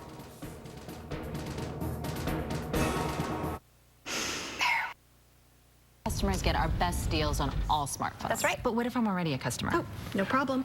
Hey. Swampy areas once you get north of Houma. So now we'll start to see it weakening quicker. But, you know, that warm swamp water, it liked it, and it just kind of feasted on it. So what does that all mean? Well, right now, the storm is as close as it's going to get to New Orleans. So the worst winds, the highest winds, should have been in the last hour to right now, and maybe another hour or two after that. It's 35 miles from New Orleans downtown to the center of the storm. Not that far away, especially when you consider hurricane gusts go out 45 miles from the center. And you can see, confirm that, because New Orleans at the airport was 74 and Lakefront was 84. We're now up to 70 in reserve. So you can see, once you get to about this part of the storm, that's where you start to get into the winds above 70, and that's when the power goes out. And I was just looking at the map for the downtown New Orleans area, and it looks like about 80% of the city's without power right now. A lucky few, especially on the east side, haven't seen the winds quite as strong, and more of them have power. We still have that extreme wind warning for the Category 4 hurricane. It's still sitting there. Any of these bands are right around the center could produce those winds gusting 140, 150 maybe at most. We haven't seen any of those lately, but at least that's the potential. As we go throughout the rest of the evening, as it weakens, we'll see those high winds heading towards the north. So as far as New Orleans goes, as I said, this is the of state, federal, and local governments to survey the area. We'll be tracking on the ports, harbors, marinas to ensure that we have safety of infrastructure, and look to be, as we look to reopen things after the hurricane comes. This could take days and even weeks, so we're starting to schedule our flights and tailor our response depending on what the hurricane does. Yeah, so often the commercial airports really get wiped out in storms like these. I mean, control towers can have their windows blown out, power goes down and so forth, and having the ability to get some of those first responders up in the air and get a look at things is really critical in building the response to things like Hurricane Ida. Yes, sir, absolutely. That's our #1 priority here when we get out tomorrow morning. We have first light scheduled flights, so we'll be on scene as soon as the sun rises to do post-damage assessment, and we can tailor our forces for response depending on what we see. We'll be taking pictures and imagery, sending it back to our command center so that our chain of command can make decisions on how we go forward with this incident. We've already heard that there were people on one of the islands off New Orleans who were told to evacuate, did not. They apparently have been putting in distress calls, but the rescue teams obviously can't get out there right now at the height of the storm. I imagine places like that are going to be some of the first that you will visit, huh? Absolutely, sir. Tomorrow we have several flights scheduled, so that we'll be flying over New Orleans, flying over the south coast of Louisiana, the Grand Isle area, offshore, and along the Mississippi River to survey the impact from the storm. Yeah, Grand Isle is the area I was specifically referring to. In terms of, the flying, I know that, every pilot gets ready for, every flight in a certain way. But when you're coming in after a tropical storm, I mean, any particular issues that you're going to have to worry about, that you're going to have to watch out for, pre-flight checks, that kind of thing? Absolutely, sir. We're monitoring the weather 24/7 here. We have a team of support staff that's back here on deck, ready to support us as well. As pilots and aircrew, this is what we train for. We've gone through years and years of training. Most of us live and breathe this all the time. So this is what we do, and we're here to save lives and protect our homeland. Well, we are happy to have you on the job, Lieutenant Mark Currier of the U.S. Coast Guard. We wish you well in the days ahead. Thank you. Thank you, sir. Semper Paratus. Our team coverage continues as Hurricane Ida slams southeast Louisiana and southern Mississippi. Risk losing your personal data. Plus, at Mac Doctors, you're also getting Spectacular day out there. It is sunny, temperatures are comfortable, the humidity is low, we got a nice breeze, and you can even see on the visible satellite there's not much to really talk about. Just a couple clouds up towards Aberdeen and a couple down towards Winter. That's about it for cloud cover. Clouds, though, will move back in, though, as we head into our day Monday. And temperatures mostly in the low 80s, a few of us still in the mid to upper 70s. The one key thing, the dew points, good 20 to 30 degrees lower than it was at this time yesterday. Of course, we had dew points at the 70s yesterday, but today 40s and 50s. It's much more comfortable out there. And one factor of that too, with that front moving through, the winds have come out of the north and west. And like we've talked about before, when you get a northwest wind, it's usually a drier and a slightly cooler wind. The rest of tonight, though, not much to talk about. Just a clear sky out there. We will start to see a few clouds moving from the south overnight tonight. Most of tomorrow is looking dry. Some models want to bring in some showers and thunderstorms during the early afternoon. I think most of the day tomorrow we stay dry. The humidity is going to start to come back up, but then we're going to watch possibly a complex of storms make its way through heading into Monday night and Tuesday morning. That could bring some more rain to the area. Unfortunately, though, does run the risk of maybe some more severe storms west of Sioux Falls, west of Huron and Aberdeen, and the highest risk areas around Rapid City over towards Winters. So again, could be talking more severe weather once again tomorrow, but it looks like it's going to be the western parts of our area at the highest risk. The next 7 days for rainfall, a decent amount of rain. Most of us picking up between maybe a quarter inch to as much as an inch of rain. We're going to have another round of rain, though, as we head into the later parts of this upcoming week. And here's a look at that 10-day forecast. So again, slight chance of storms early Tuesday and Monday night for the Sioux Falls area. Better chance Thursday and Friday. And a few showers for the weekend. Highs mostly in the 70s to near 80 and lows overnight. It's going to be a little muggy for most of the week with lows in the mid-60s, but then we'll cool off after that. Aberdeen, here's your 10-day forecast. Will be dry the next few days. Slight chance of storms Monday night, and then again, better chance later in the week. And here is Pierre's 10-day forecast. Might have a run at 90 on Wednesday, but again, several chances of rain and thunderstorms most of this week. Stay with us. Much more coming up after the break. Cuts, colors, and other services provided by Atonli Salon and Spa. Karen. Days left in Afghanistan, the U.S. carried out another airstrike against a suspected ISIS-K car bomb that was threatening the airport. Congressman Seth Moulton of Massachusetts and Congressman Peter Meyer of Michigan, who made an unannounced trip to Afghanistan last week, told CNN this outcome was preventable. We wouldn't have had to put Marines in this position if we had started the evacuation much earlier. And we need to realign our strategic and operational priorities to ensure that it never happens again. And as of now, the White House is sticking with that August 31st withdrawal. Reporting in Washington, Rashad Hudson, back to you. Top Biden administration officials say the United States has the capacity to evacuate the approximately 300 U.S. citizens remaining in Afghanistan who want to leave before President Biden's Tuesday deadline. Well, up next in sports, the final game for the Stars of the Summer will have their highlights up next. 2 decades of television, hundreds of scares, 4,000 guests, almost $500 million given away.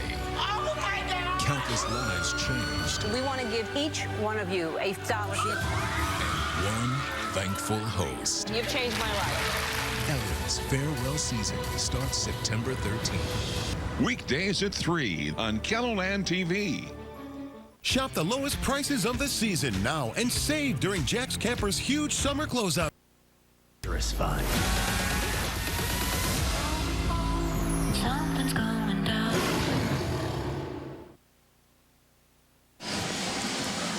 I want you to know tonight on CBS begins with 60 Minutes and unidentified aerial phenomena.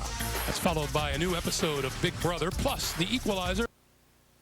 Massive floodgate that's in place out there, but there are a number of homes on stilts that are dotting that highway along Highway 56 that looked precarious even before this storm got underway. And so their goal is going to be to head out there, see what sort of damage is out there, do what they can. But again, he said they're going to be able to do a little bit of that this evening. Most of that, he predicts, they won't be able to do until tomorrow morning.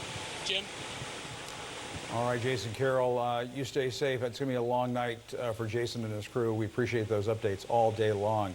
Thanks so much. A slow-moving hurricane of historic proportions is just pounding Louisiana with relentless intensity. Hurricane Ida is now punishing the state on this the 16th anniversary of Hurricane Katrina. We're now seeing some flooding in the New Orleans French Quarter and southeast of the city. Water is now overtopping at least one levee in Plaquemines Parish. Already some 500,000 customers are without power across Louisiana. Earlier, just a short while ago, it was 400,000. It's jumped up to 500,000 homes without power in Louisiana. Joining me now, retired Lieutenant General Russell Honore. He's the former commander of the Joint Task Force for Hurricane Katrina. I think it was trying to go again once it was moving ashore. I guess the saving grace for a lot of us is this thing ran out of water. The problem is it already did its damage last night by bombing out and deepening so rapidly and waking up this morning to something that was on its way to becoming a Cat 5, as we've seen, frankly, all too often lately. So, again, guys, as I kind of looked out, we can certainly see the wind blowing around. We've got some power on here, but 564,000 customers in the state of Louisiana alone without power. Governor John Bel Edwards asking for a disaster declaration, a federal disaster declaration. He has asked President Biden for that. They are going to need a lot of help down here, especially in Terrebonne.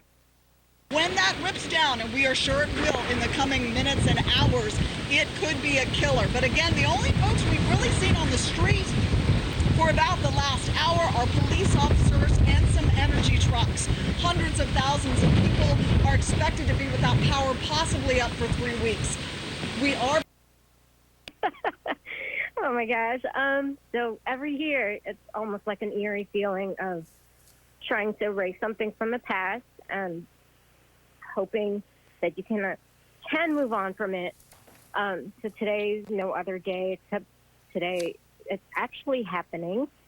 And I guess for years to come, it's just every August 29th, it's going to happen. And we're just always wary and hoping. You know, New Orleans is known for being resilient, but I think sometimes we kind of get tired of being resilient, and it'd be nice to kind of... Same movie today. We can't let it be that way. These kids, I feel bad for them because they put in so much hard work. We put a lot on this game, and they'll bounce back, but I know how much better our team is right now than what we've been. Didn't always look like it today. The Cornhuskers will take on Fordham next Saturday back in Lincoln, Nebraska. Twins and Brewers were doing battle in Minneapolis on Sunday afternoon. No score in the top of the second until Luis Urias catches a hanging breaking ball, gives that baseball a ride to deep left field. His 18th of the year, 1-0 Brew Crew. In the third, a big fly from Rowdy Tellez. If that's not one of the best names I have ever heard, I would be lying to you. That 3-run jack from Milwaukee put them in front 4-0. Now in the bottom of the fourth, it's 6-0 Twins, getting a little offense from Miguel Sano. That home run, 2-run shot, his 23rd of the season.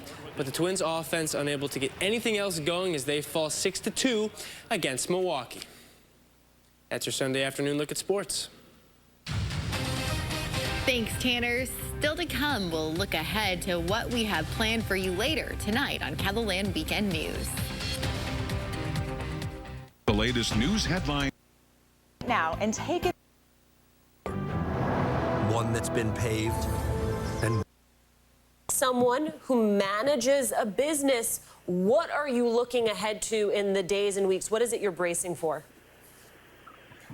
Definitely rebuilding, trying to keep everyone's morale up, providing support to those who need support. Let that be our staff, our musicians, our community. The Frenchman Street music community is really resilient and try to really push through, trying to help out everyone that, you know, we touch is very important. Cheryl Abania from the Spotted Cat Music Club. Thank you so much, Cheryl, for being with us. Live pictures along the Gulf Coast. They are feeling the full effect of Hurricane Ida at this hour. We'll get you the latest forecast and a live update from New Orleans. Our coverage continues here on MSNBC.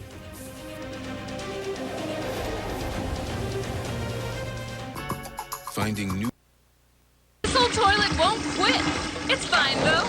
I'm a member of American Home Shield. They cover items no matter their age. Oh, shelves clean. K-12 no.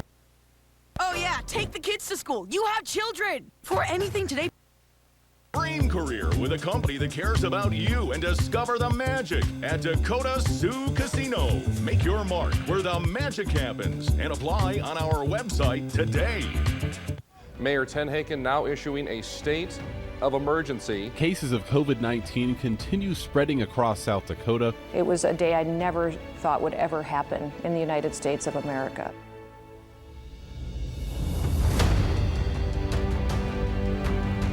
A big event like this helps bring a little normalcy back to these student athletes' lives. Sioux Falls does support their local law enforcement.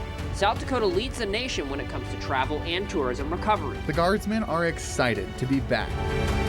At any point of the day, we're there and we're trying to give you the most up-to-date news. We've given them a lot more options. We have more people.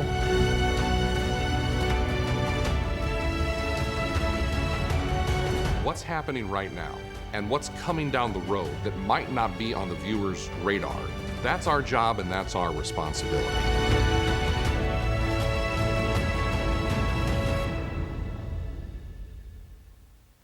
Catch Dakota News Now at 9 on Fox Sioux Falls. It's news when you want it. Promotional consideration paid for by Schulte Subaru, Avera Orthopedics, South Dakota Office of Highway Safety.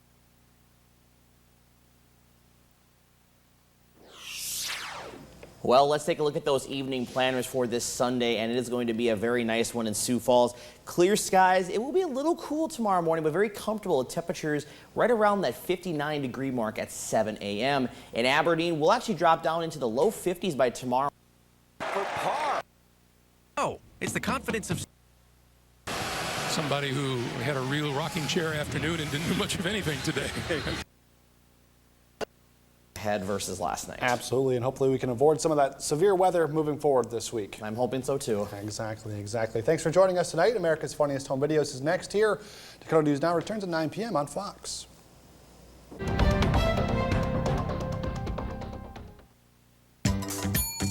It's the sweet and savory crepes menu at Perkins, with a melody of flavors starting at just $7.99. Try our Neapolitan ham.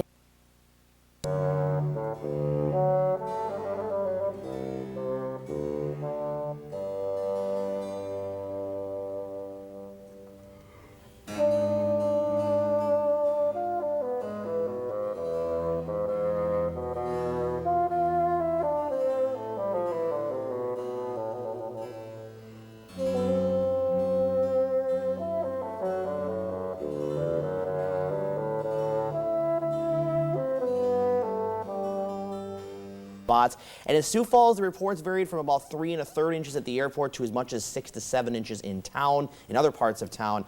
And Scott, right now, like you mentioned, it's another quiet day out there. It's quiet this evening. We might have more storms, though, in the forecast to begin the week. We'll have more details on that coming up. Thank you very much, Austin.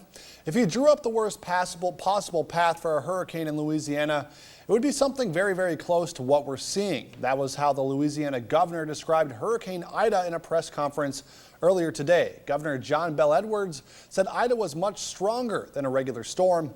Ida came ashore as a Category 4 storm with winds of 150 miles per hour, just about 45 miles from where Hurricane Katrina struck 16 years ago to the day. But we will have no higher priority than to make sure that our hospitals can remain in operation and functional. And that's going to be a challenge because we expect widespread power outage for some time.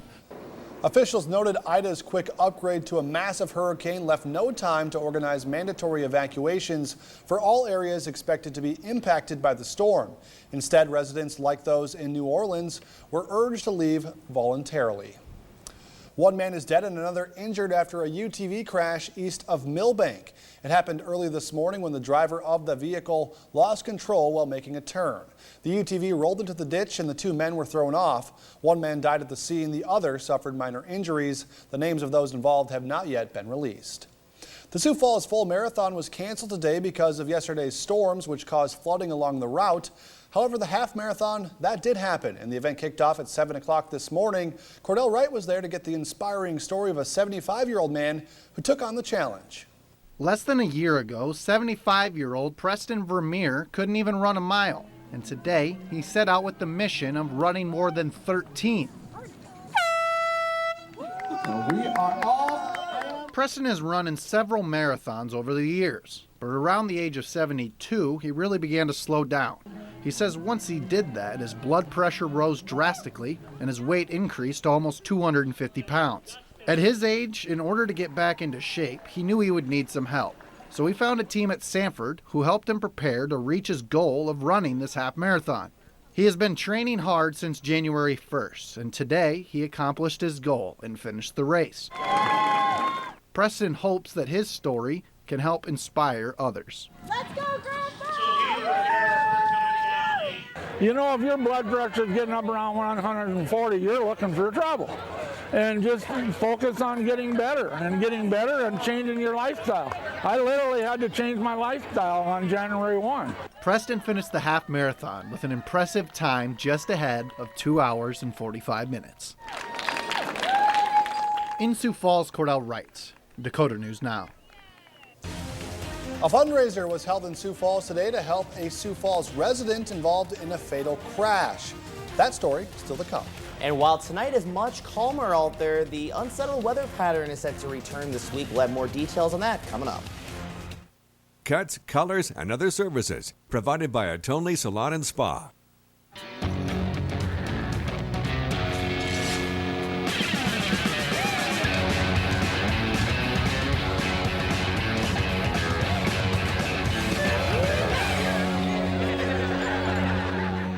When Dakota News Now reports to you with the Avera Medical Minute, you can expect to bring you the latest in medical news and what it means.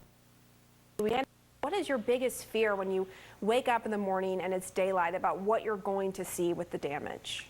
Is the widespread damage because of the extensive, the slow-moving storm with the high winds, the pounding on businesses and homes, the trees, the power lines, the widespread damage, and the time it takes to get people back, get that infrastructure back in place. The longer it takes, the less likely more people will come back. So time is important. We're just going to have to all work together and bring back this community and the coast as quickly as possible. People have been through this many times, and Louisianans help out their neighbors as people come from all over the country to help out. We're surely going to need that after this storm.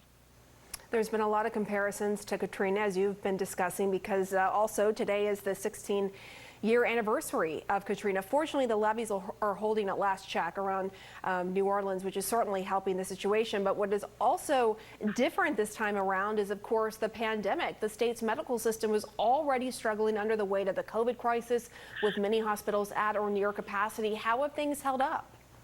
Well, we've got some real champions in the healthcare industry.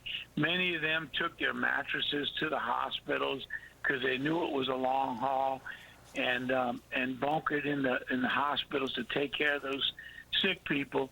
We're just hoping when the sun comes up in the morning and we start the rescue efforts, we don't have a lot of injured people to add to the already stress of those hospitals, and most people took the warning and left. We always have people that stay behind. Hopefully they realize how serious this storm was, and the majority of the people got out. All right, Louisiana Lieutenant Governor Billy Nungesser, thank you for joining us and bringing us the latest in your state, and we wish you the best of luck. Thank you, my friend. CNN Jason Carroll is in Houma, Louisiana, not far from where the storm made landfall. So what's the situation right now? What kind of damage have you seen there, Jason? Well, I wanted to give you a first look at some of the damage that we're seeing right now. We're at the Houma generating station. They call it the power station out here. You can see part of the sides of this building have already come off here.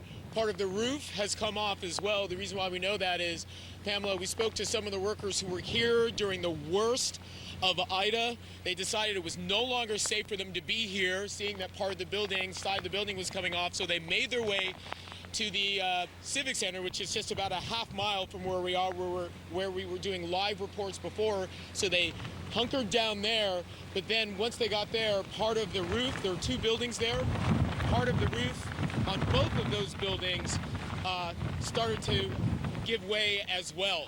And so that just gives you a sense already as to see some of the damage that we're seeing.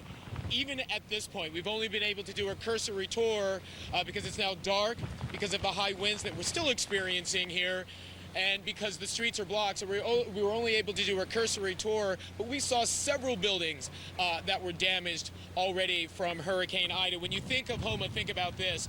For several hours while we were out here, we experienced sustained winds topping 100 miles per hour. Hurricane Ida just sat on top of this area and just did as much damage as she could. Rainfall moving through the area before things clear out for Tuesday, and possibly even more severe weather as well, especially for the areas west of Huron and west of Sioux Falls over towards Mitchell, Pierre, and the Winter area. Then we are doing something strictly for the purpose of optics. We know that he wanted the optics of getting out by 9/11. That was the first date that he chose. The generals, probably Susan Rice that told him to do that, or somebody else, the generals needed to say, absolutely not.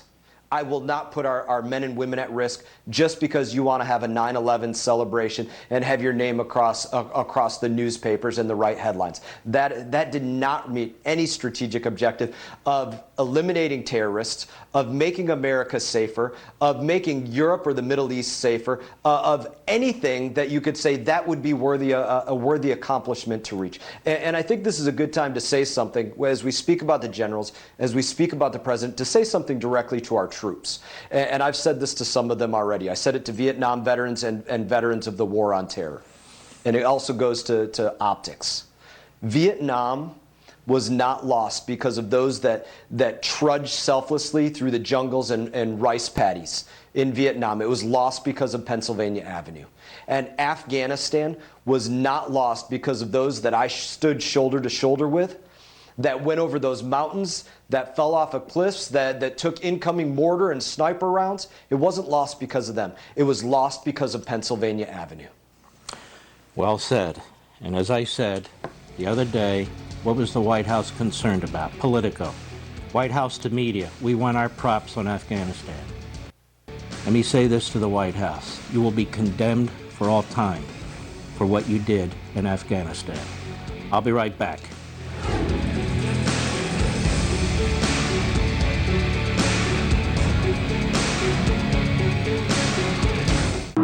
Ricky Bobby, today the road is your classroom.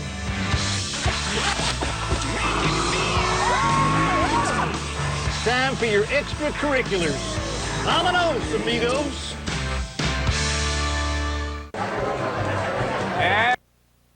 Key L. Jeep, there's only one. This is more than just a build. Accurate forecast when you want it. Get your news now with a team.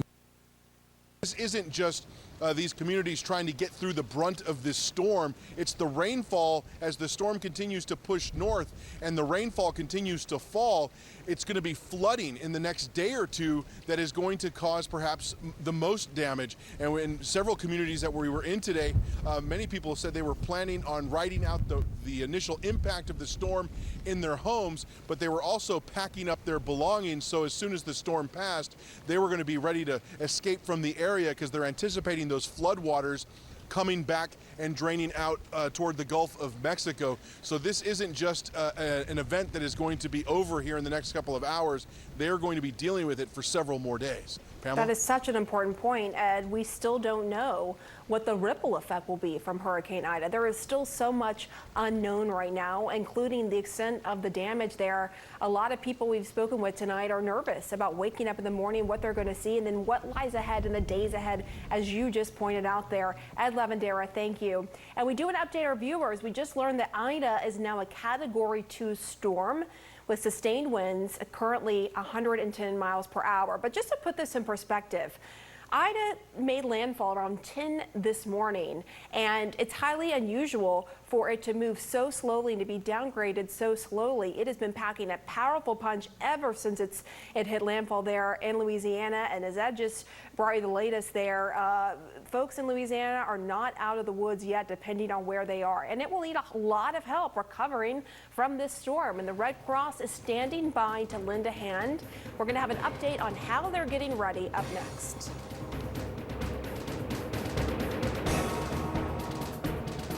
It's easy to tour home. We were all actually, everyone in the car that was in the car accident was sitting at a table with us. I remember saying goodbye to them. I left first and I had a different direction than them, and then they left the opposite direction. A little bit of weight on or whatever you can tolerate. Everything about it was like scary because, you know, it's one of those things where you don't want to believe that it's people you're as close to. Definitely one of those things where your world kind of like stops and everything around you kind of just stops. It was definitely something that hit pretty hard for me. Lost two of our best friends, and one of them in very critical condition, not sure how she was doing. At the end of the day, we're all very thankful that she made it out and that she's okay now. I feel so happy to have them do this for me. She's probably one of the sweetest people I think I've ever met in my life. She's always smiling. I don't think you've ever had a day with her where she's not smiling. Gia always came in with a positive attitude. She was a very hard worker, always had a huge smile, was one of the friendliest people to work with, and I hope to see her back and work with her again soon. Before this accident, we hung out like family. We, like, everyone, every coworker, managers were like family to me. If you ever see Gia, tell her that she's a fighter. She's a fighter, yeah. The fact that she still, to this day, remains to have a smile on her face is just one of the most, like, amazing things ever. Gia is definitely one of my heroes. She deserves so much out of life. We love you, Gia. We love you. Love you too.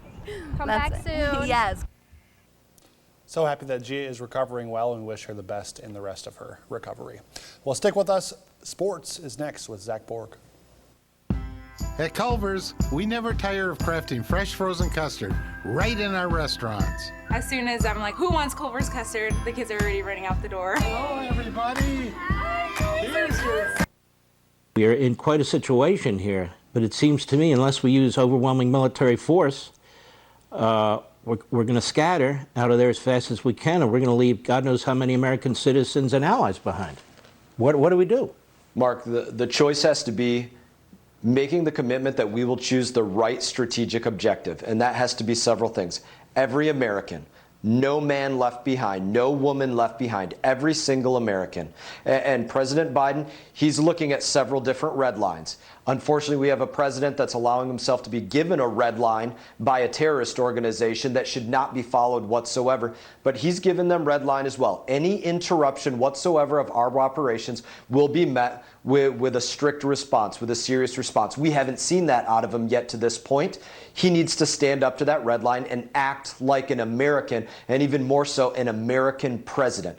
That has to be one strategic objective. The second needs to be, if we don't look at the, quote, most advanced military weaponry and every item in that inventory, from Stinger missiles to helicopters to drones to you name it, and say we are going to take every one of those items out of their hands, off of the battle space, then we will see civilians and military alike, not just from the United States, but from other countries killed with our equipment for years to come. Those are two strategic objectives that need to be met.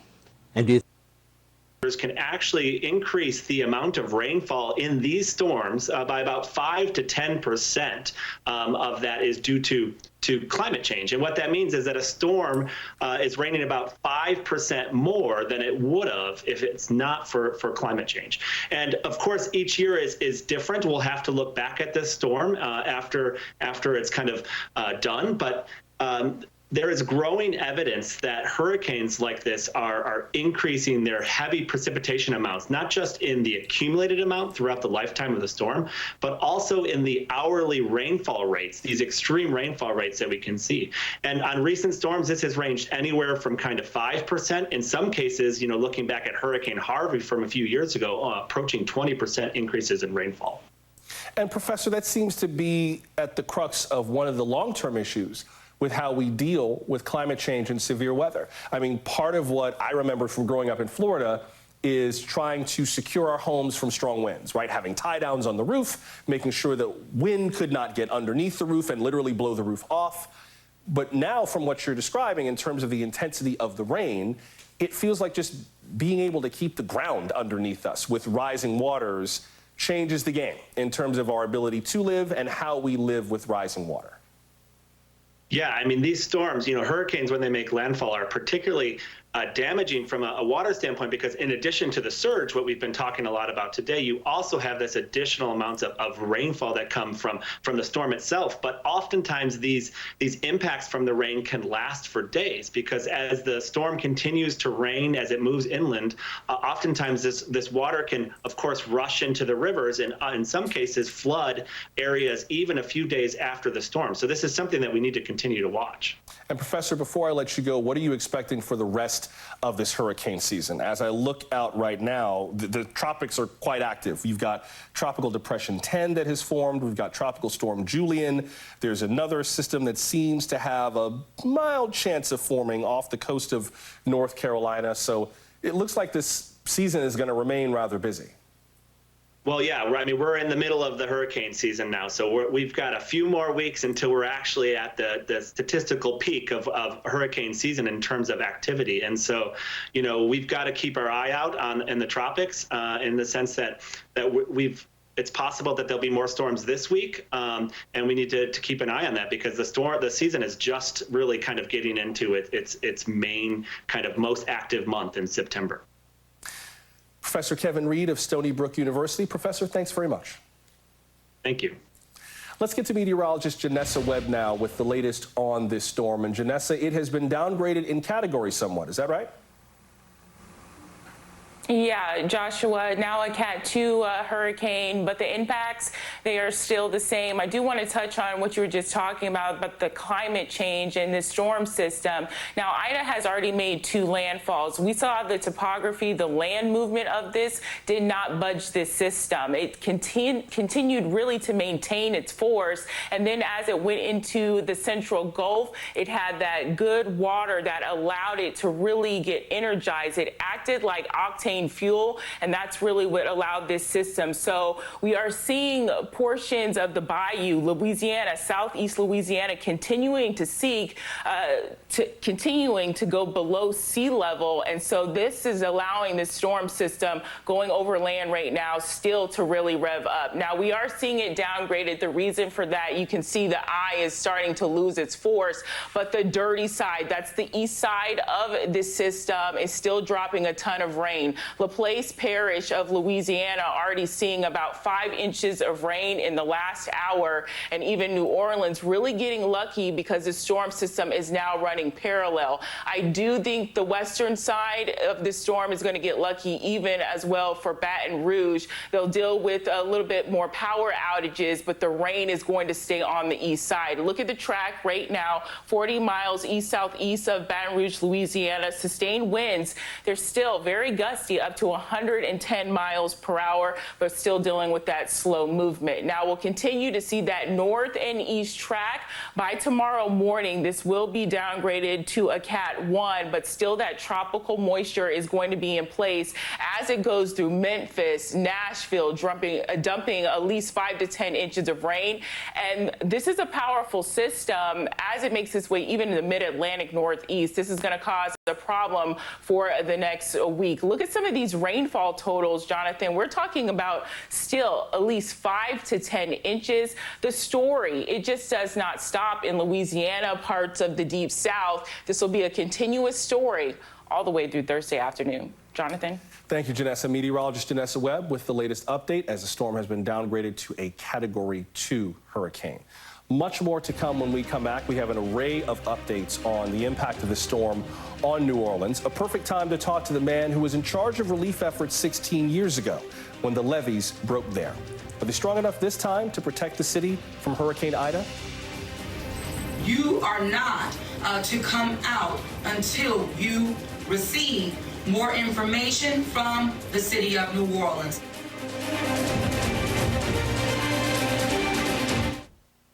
Experience our advanced standard safety technology on a full line of vehicles. Austin's back with a final check of your forecast in 15 seconds. Well, hello. Be sure to tune in on Monday for Monday Munchies. Over to you, Eric. And Alexandra, we're going to take a look at your forecast as well. A couple of chances for a little bit of rain. We'll have all that Monday starting at 5 a.m.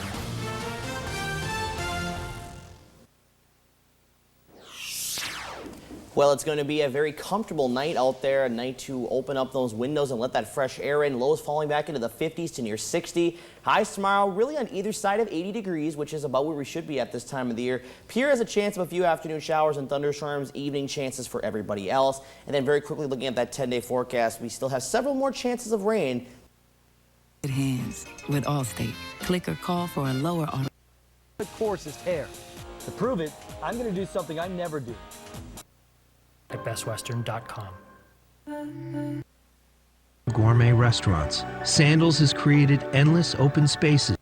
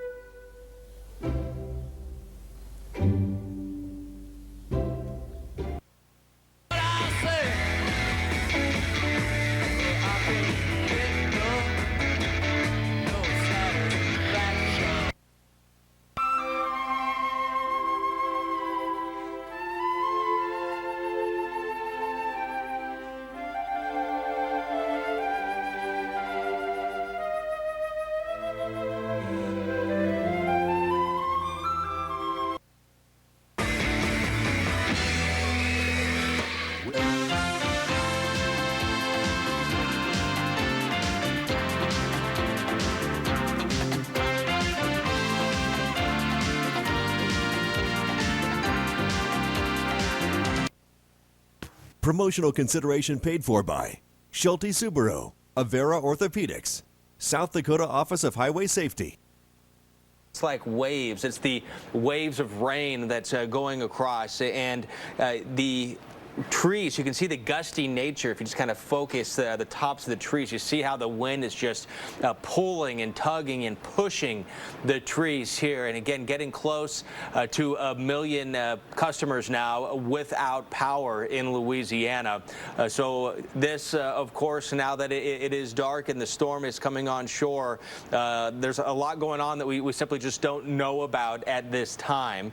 So we're trying to get the latest information with the latest video coming into the Weather Channel, with stuff being blown all over the place, stuff that wasn't secured or stuff that came off of someone's home or off of a business.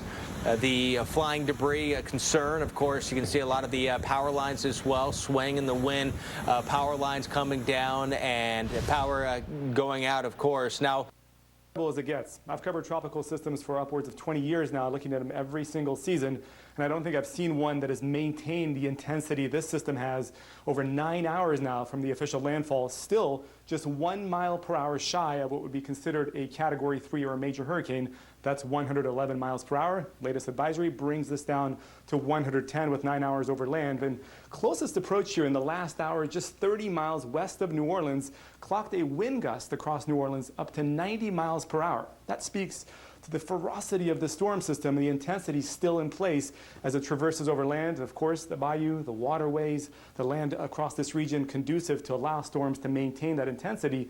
And that's why the system is going to be so devastating even into the overnight hours. We often say, take the sun down and, of course, cool the atmosphere down a little bit. That allows the system and thunderstorm activity to diminish a little bit. And, of course, over land, that also helps. And this hasn't been the case in the past several hours. You notice this areas around New Orleans, whether it be northward into, say, Hammond, or westward back towards Baton Rouge, into southward around the New Orleans area, upwards of 950,000 customers now in the dark across this region, and really, again, speaks to the incredible winds that were felt in this region into the morning hours.